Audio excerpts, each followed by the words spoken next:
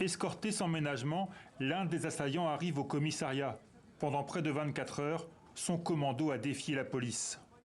Tout a commencé dans le village de Banjska, dans le nord du pays, une zone de non-droit où 40 000 Serbes refusent de se soumettre aux autorités kosovares. Dimanche matin, plusieurs dizaines d'hommes tentent d'installer des barricades. Un policier d'ethnie albanaise tente de les contrôler. Il est tué. Toute la journée, les assaillants sont poursuivis. Sur ces photos fournies par le gouvernement, on en voit certains se retrancher dans un monastère.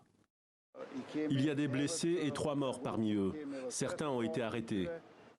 Jamais depuis au moins 10 ans, le Kosovo n'avait connu un tel niveau de violence. Pour le gouvernement de Pristina, l'action était planifiée, une opération de déstabilisation orchestrée par la Serbie. Nous condamnons cette attaque criminelle et terroriste.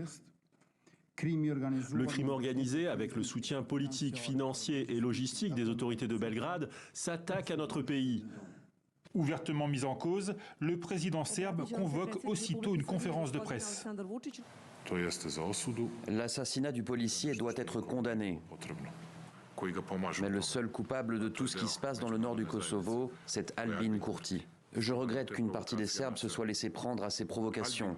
Albin Kurti est le seul coupable. Albin Kurti est le seul à vouloir les conflits et la guerre. Personne d'autre ne veut les conflits et la guerre. Son souhait de toujours est de nous entraîner dans une guerre avec l'OTAN. Dans la bouche d'un chef d'État soutenu par Moscou et qui ne reconnaît toujours pas l'indépendance du Kosovo, ses propos agressifs font craindre le pire.